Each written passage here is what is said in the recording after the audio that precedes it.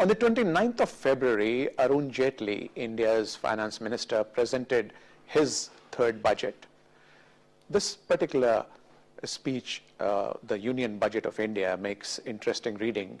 As far as this program is concerned, it would be more relevant to discuss the defense budget, but perhaps in entirety, the Union Budget needs a careful examination because a number of significant changes have been made, and there are some lessons in it for the region and perhaps for Pakistan.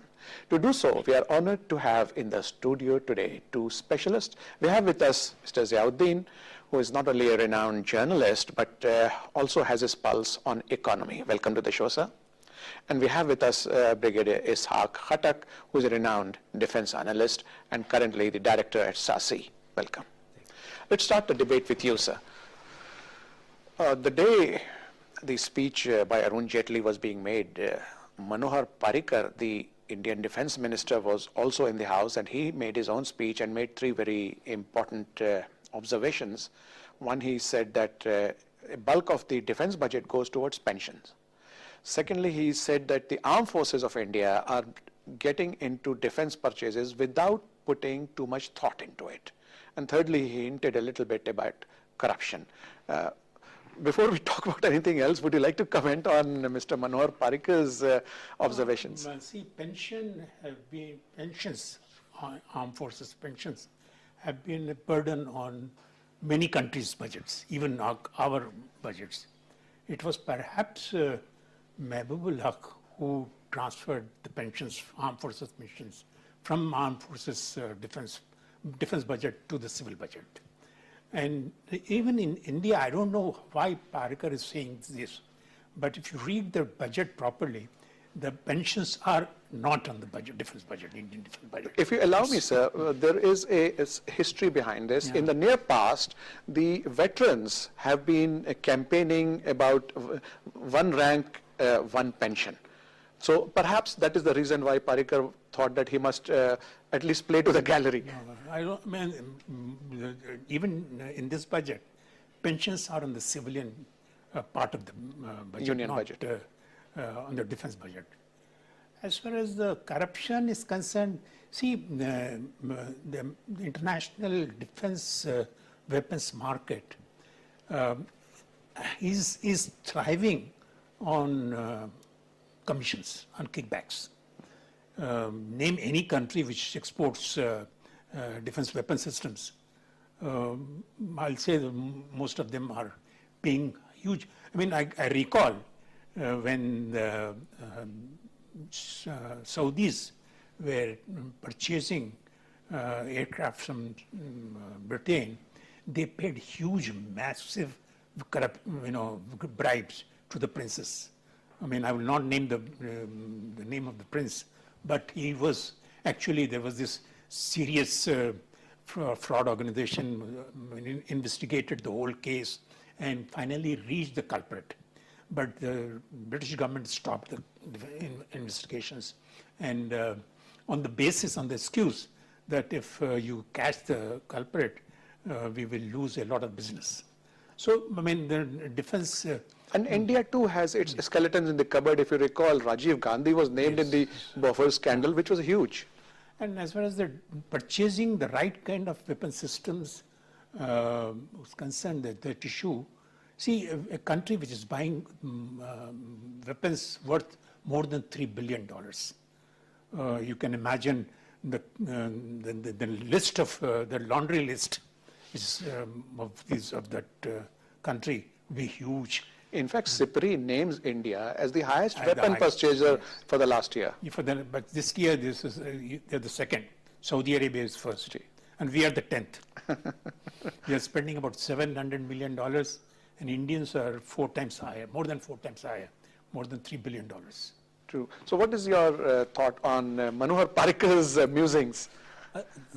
Few things which we need to add. One is that they are spending almost, you could say, they are the world purchasing. I would come on to that.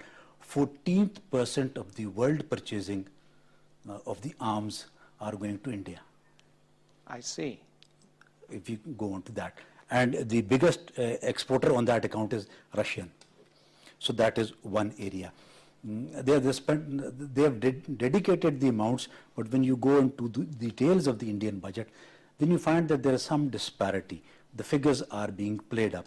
150, if I'm not wrong, yes, 150,000 crores have been dedicated for purchases. Defense budget. In defense budget, 150,000 crores. Now the total budget is touching around 50 billion US dollars.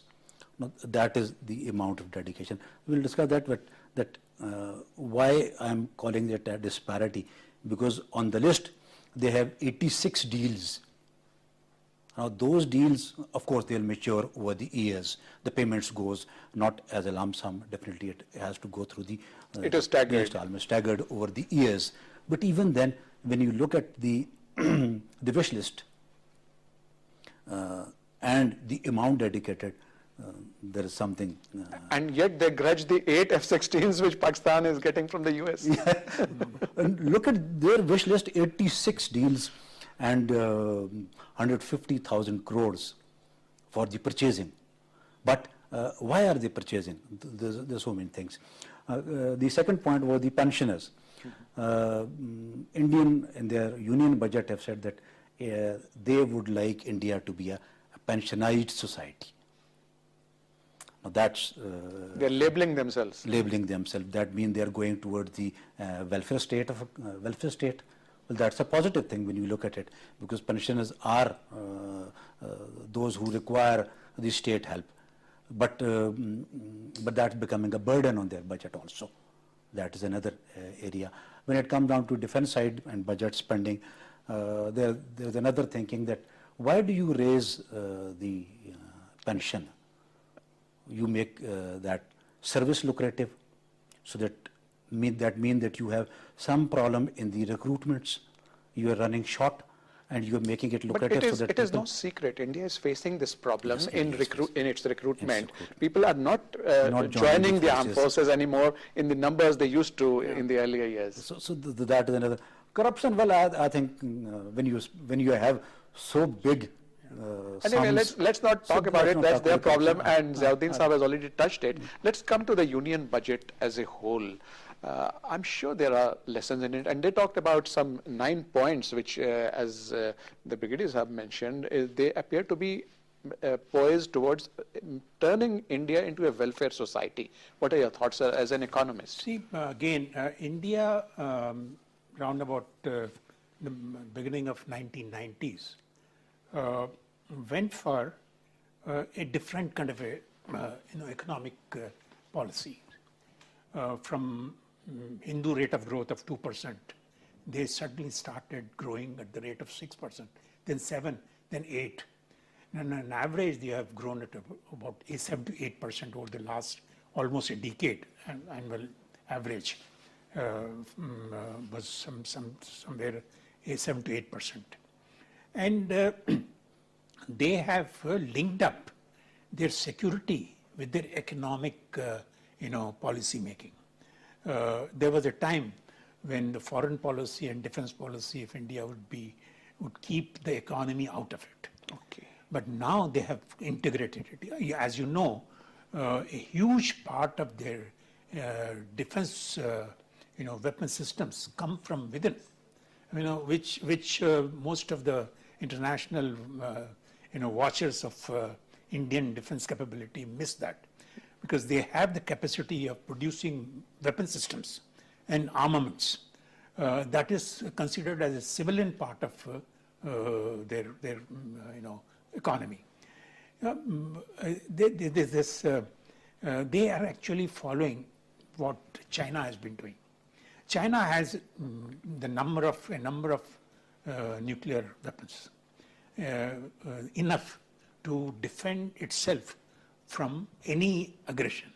Right. Having reached that, what China did was it used its economy to neutralize any tension between their country and any aggressor. Like today, China is the biggest market of America. So China has ensured that Americans would never attack China because it's the biggest market. India is also following the same thing. India is now becoming a market of many developed countries.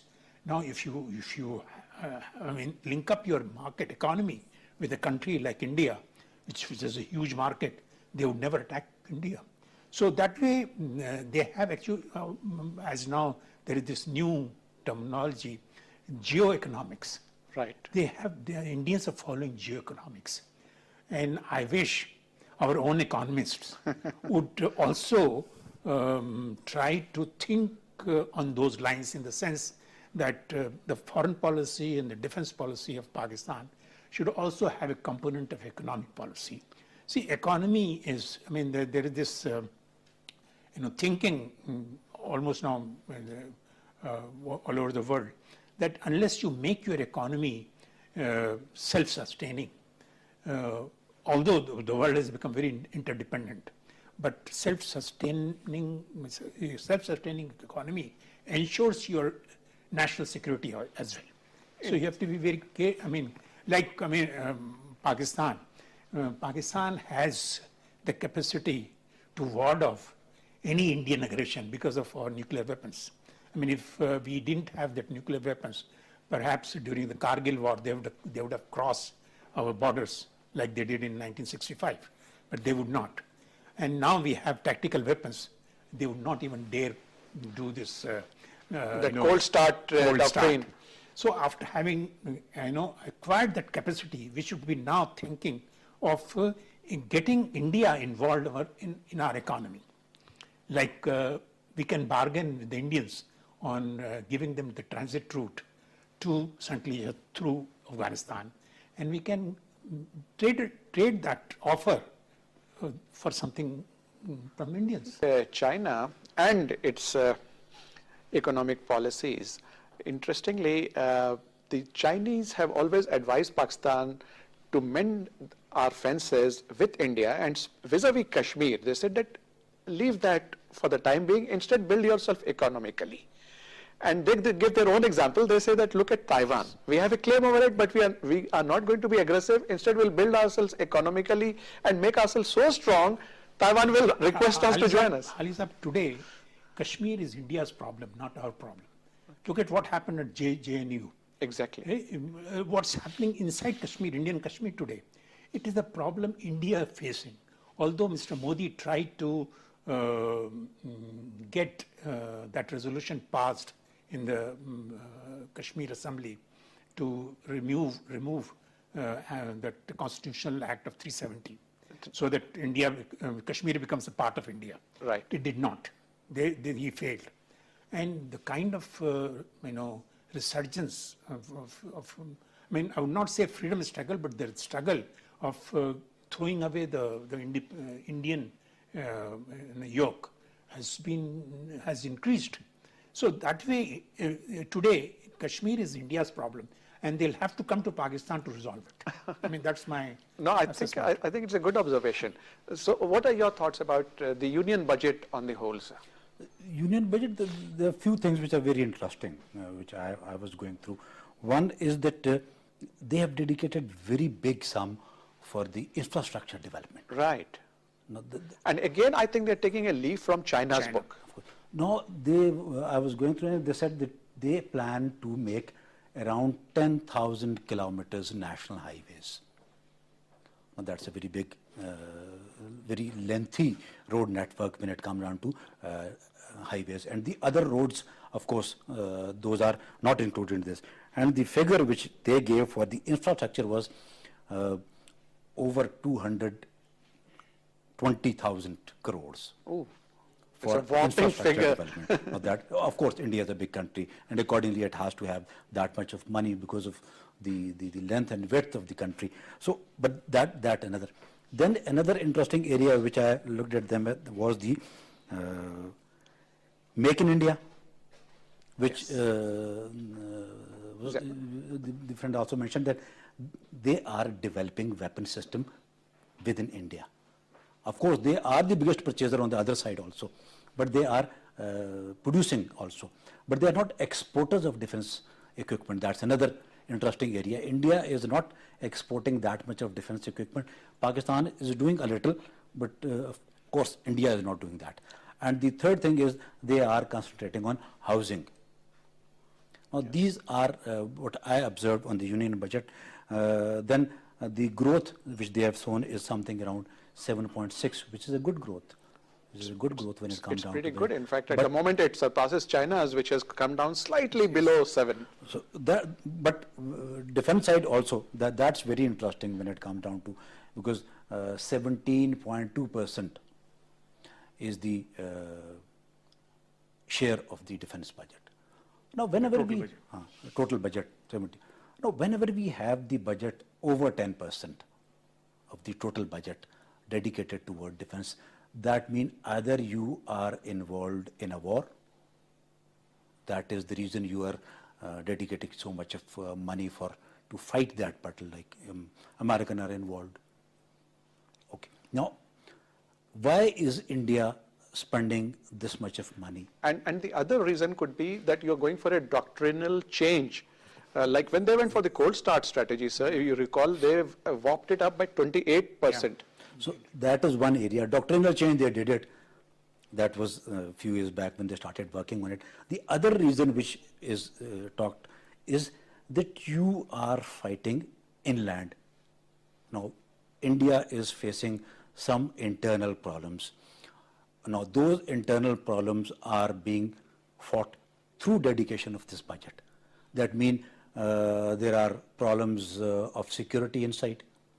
That means you're spending on paramilitary forces, procurement of weapons for those, production of ammunition, etc., for fighting the battle inside insurgencies. Either you're spending on that, and they have multiple. May we talk of Nagaland, may we talk of Dalits, may we talk of Kashmir, the bigger issue. And the most important in this case is the intelligence budget. When you're fighting inside, then you have to dedicate more money to the intelligence. That means information gathering and response generation. These three things are very important when you look at the Indian budget, whereas India is not fighting any aggression, no war, nor with Pakistan, China, or anybody else. That means Indians are dedicating a fairly good amount of money to fight the inside security, intelligence, insurgencies issues. That is an area, because they're not going for doctrinal change. Point taken, but you see, the defense budget rise is also not exactly 10%, it's slightly less, 9.6% or something. But rise, I'm talking of the total budget which they dedicate to defense is 17.2% of the total budget, which is 350 billion. Now, 350 billion is the total budget. 17.2% is dedicated towards the defense, not the pension. Okay. Which said the pension is like Pakistan had the pension in the civil, they are also converted that to. But they have increased the pension. That's another important area about the defense budget. When you say they have not dedicated the good amount for the, you could say the capital expenditures. And the reason given was that last year, that was 15-16 budget, they could not spend the capital expenditure totally. That is the reason they have reduced. Now, why they have reduced? There is another question mark which comes up when you look at the equation of capital expenditure budget reduced.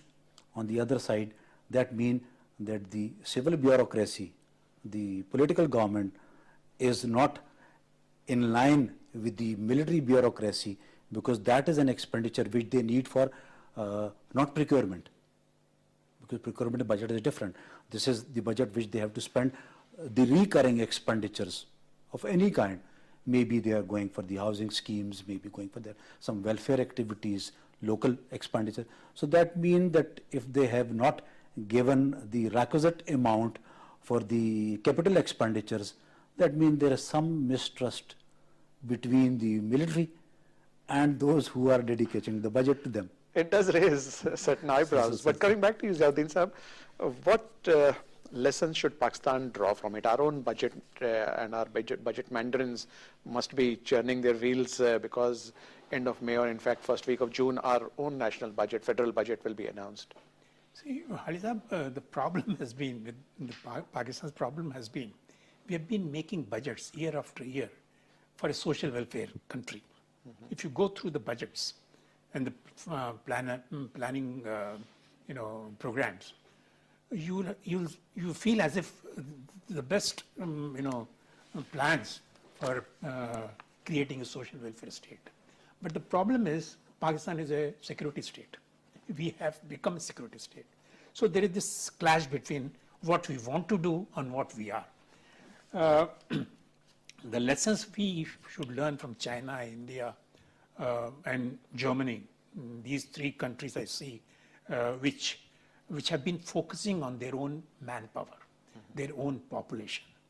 Affordable education, affordable health cover, affordable housing, affordable transport, affordable, even affordable air transport. Unless you have this, why would any citizen feel a sense of belonging to the country? Right. And if you don't have a feeling of sense of belonging to the country, how can you expect patriotism from that person? And if he is not patriot, why would he fight for saving that country? So you have to be very careful when you're planning your national security plans. You have to focus on this as well. Unless you do this, we are in trouble. I think so. But how do you look at the Indian budget? What lessons can Pakistan draw from it? I would say that the important thing is that they are thinking on a welfare state.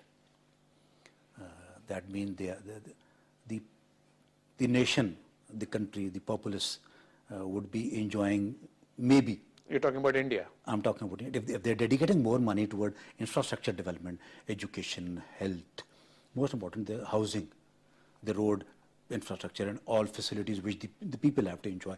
Now, if we are spending, now look at on the other side, how much are we spending on health? How much are we spending on education? Education. Now, these are the lessons which we must learn from Indian. Because defense is a different issue. I'm talking of the total country's budget. If they are dedicating, we are neglecting these very areas. Though we are spending on infrastructure, when it comes down to orange train or metro, etc., or motorways, definitely. In long run, that is also a requirement of a nation, of a country, because that is where the economic activity is going to come up, like CPEC, etc. But of course, in CPEC, we are not investing much, but that is going to give us a lot of economic boost in times to come. What we need to do is, our budget people need to do is, they have to again look for the pensioners. That is a problem. That is a problem.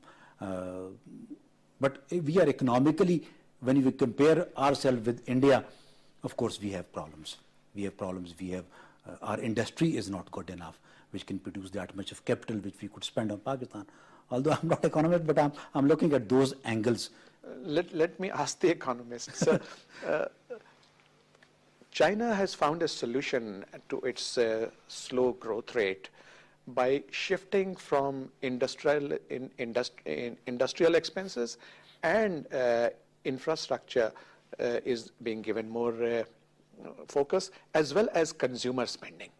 And this has definitely paid dividends. The twin sessions are on, but they'll go on for the next few days, in which they will unveil also their next 5-year plans. So this is a lesson which probably we need to learn ourselves. What do you think, sir? Yes. See, our problem has been the IMF. When you enter into an IMF program, you have to accept their conditions. And their conditions are based on the fact that they want to get back the money which they pay, rather loaning you. They want to ensure that you don't waste that money. When they try to do that, they try to put conditions to slow down the economy. That's the reason why, since we entered this IMF programs, our growth has never been more than 3-4%. Our growth, we have experienced annual average growth of 6%, more than that, during the period when we were at war, the first Afghan war, the second Afghan war. During that period, we used to get unencumbered billions of dollars from outside. An artificial prop, yes, sir. that was an artificial, skin deep, prosperity. Now we have to get out of that. We have to kickstart our economy. For doing that, the best thing which has been done by many countries is to go into physical infrastructure. Like our friend said, the Orange Line and metro bus are perhaps they're also needed. But what we need is massive physical infrastructure, expansion of roads, expansion of communications, expansion of train, railway lines. A mass transit system. And that, see, we don't have energy, we don't have, knowledge economy, we don't have skills, the technology. Skill development. We don't have capital.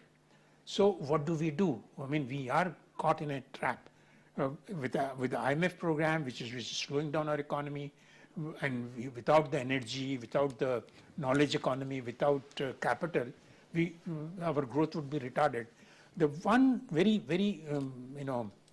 good opportunity which is being presented by the CPEC, we must take it up with both the arms.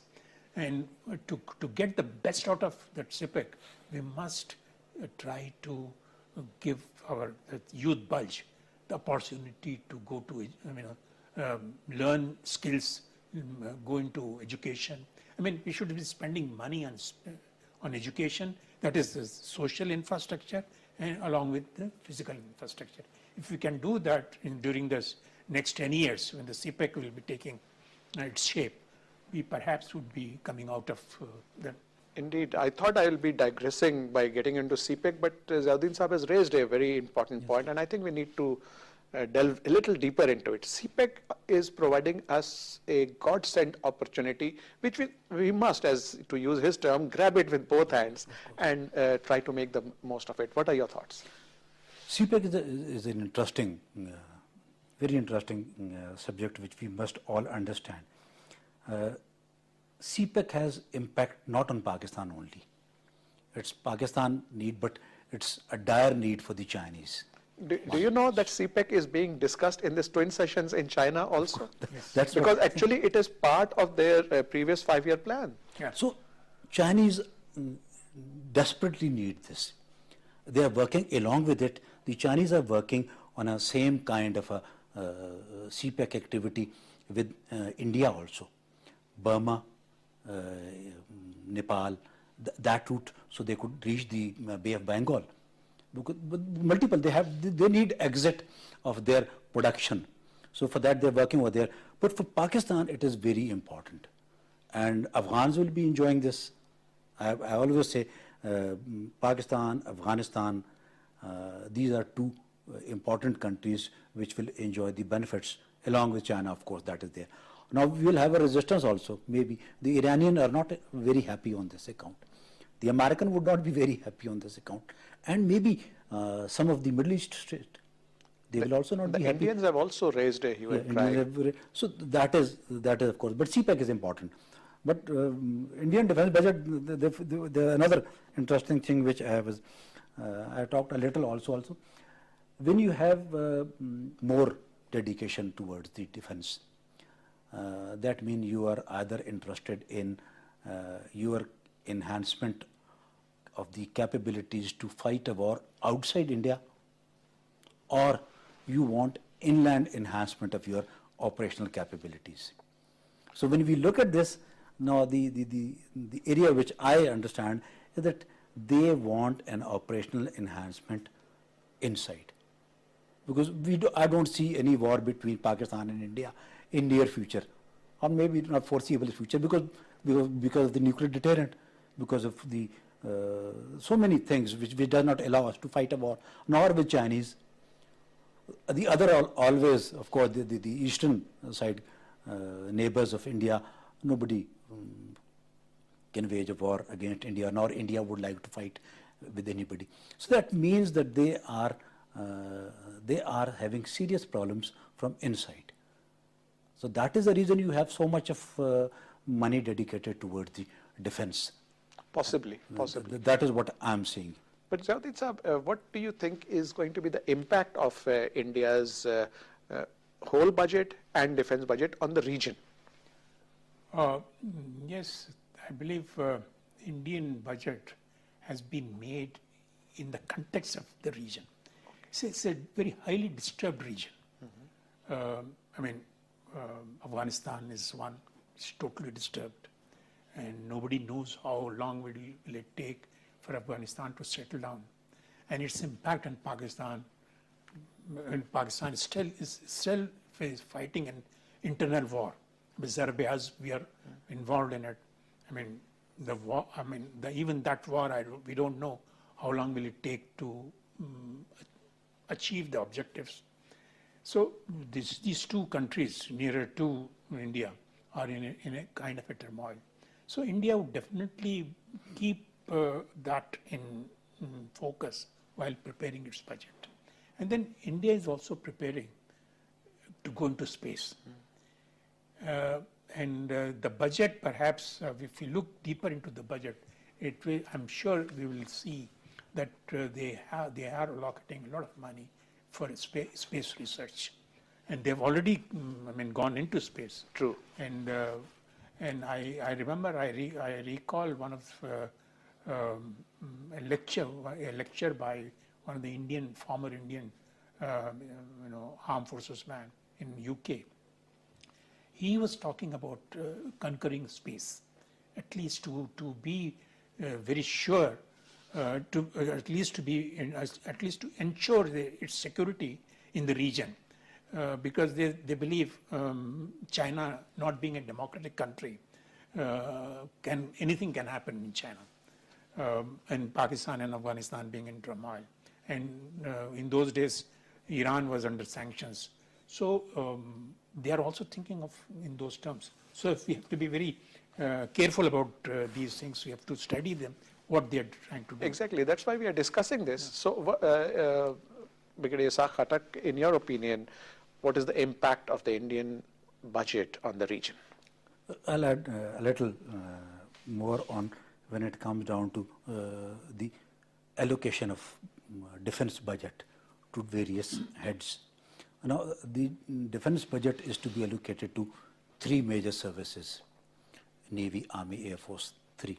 Now, when we look at the Indian defense budget, we see that the major chunk is going towards the Army.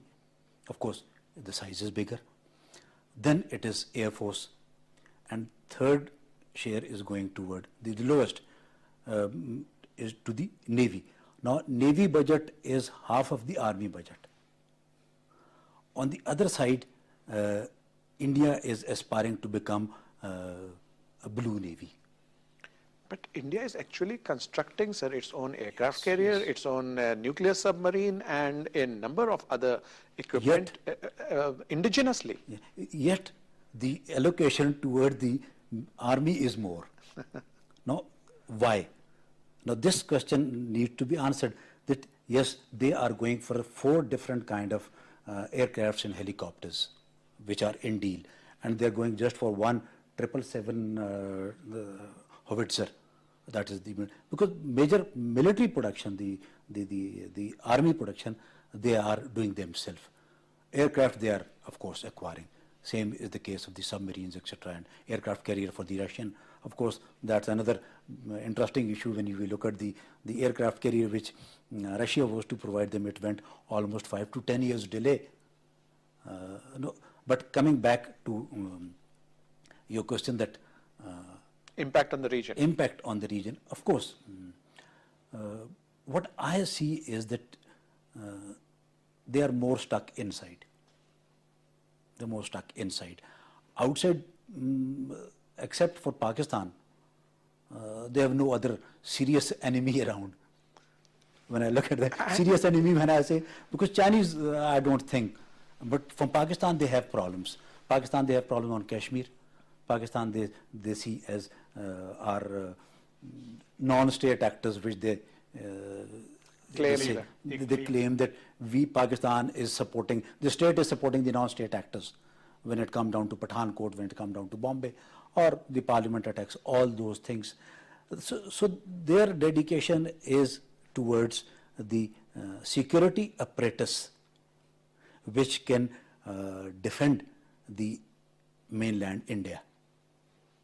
Okay. So that Against their own uprisings. their own uprisings coupled with it. Right. So that is the reason they are dedicating more towards the land forces. The land forces does not mean only army, the paramilitary forces, the security apparatus, the intelligence community. No, I think All these things. you made your point. There's another thing I wanted to ask you, Ziauddin Saab, was Manohar Parrikar, he didn't mention it in his speech, although he did talk about corruption, but if you recall, only a few days earlier, he has sacked the chief of the Indian Defense Research Development Organization, the DRDO. But in his speech, he did mention about concentrating more on indigenous production of weapons. Would you care to comment, sir? See, they have the capacity. They have been building their capacity over a long, long period. You know, I mean, look at, some people are talking about the fourth industrial revolution, artificial intelligence. I mean, the kind of development which are taking place in information technology and in communication technology, nanotechnology. I mean, the biology, physics, and everything are getting merged together.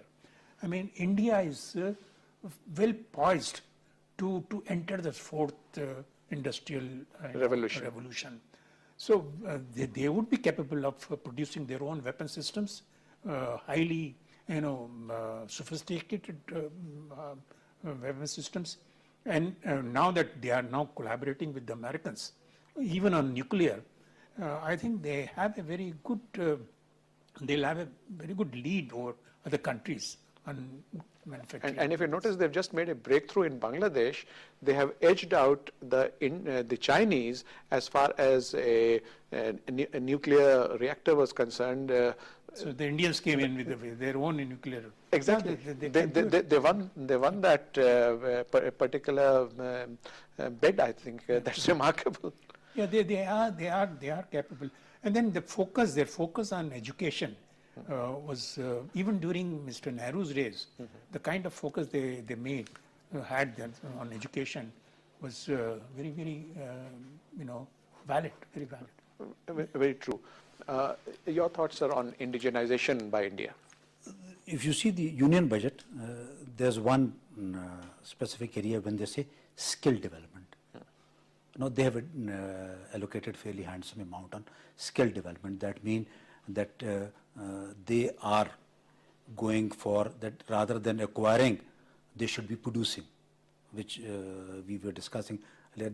Then the interesting, I would say, is that India's productions are needed for their own consumption.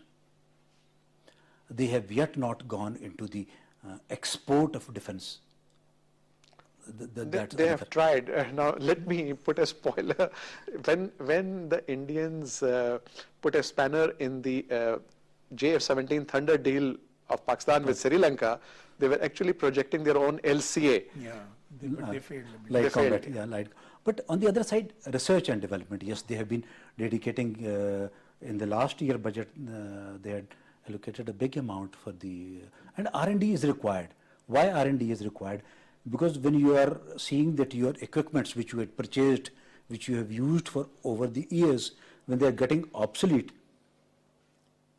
and you are not interested in acquiring the equipment from abroad, then you got to enhance your R&D capability so that you can get off with those obsolete and you can get the fresh state of the art which are required for that very day.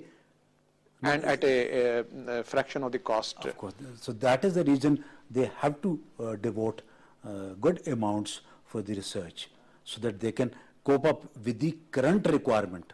But actually, sir, if you notice, India does have a fairly strong research and development base, which is the envy of many countries. But one important question that comes to the minds, perhaps it's in the mind of our viewers too, sir. For India to rise to its true potential, it must make peace with Pakistan. There are endeavors around, but do you see it happening in the near future, sir? I hope it happens, but the kind of current situation does not give me any hope, because the government of Mr. Modi's government is perhaps, it came with the promise of building the country as an economic giant, but it has got involved in issues which are totally irrelevant for a country of that, with that level of development. Are you hinting at the extremism which has taken its toll? Yeah, that perhaps is making it very difficult for India to reconcile come to some kind of an arrangement with Pakistan. And it is in the interest of Pakistan that a lasting peace is established in this region, so that we also rather rather benefit from the fruits of development, which is supposed to be what they say now, the Asian century. Right. Very briefly, how do you see the prospects of peace between India and Pakistan? I believe there is a problem of trust deficit. Why? Because but where there is a will, there is a way. Of course. But the problem remains whenever there is a step towards improvement of relationship. There is always some incident which occurs. Now, who is doing that? That's another big question mark. But sir, in the near past, if you see, there have been overtures from both sides. From both sides. And especially the Pathankot incident, if it is to be taken as a case in point, both sides acted relatively maturely than in the past. But still there are problems, because Pakistan cannot, I could say, cannot get away or let India get away with Kashmir issue. And Kashmir is a bone of contention and will stay till it doesn't get resolved. But as Ziauddin Saab mentioned, it is now a more serious problem for India. If you don't mind, I've run out of time now. Viewers, we need to wrap up this discussion. It has been interesting. We talked about the Indian defense budget. We also talked about the union budget of India. We learned a number of interesting items as an analysis, both from our economist, Mr. Ziauddin, and the defense analyst, Brigadier Ishaq Khattak. And the point comes that yes, India is perhaps on the right track, and it is trying to have its budget to make it a social state, but we in Pakistan also need to learn some lessons from it and allocate more resources to education, to health, and to energy. Security remains our primary concern, but perhaps these other aspects also require our serious attention. I'd like to thank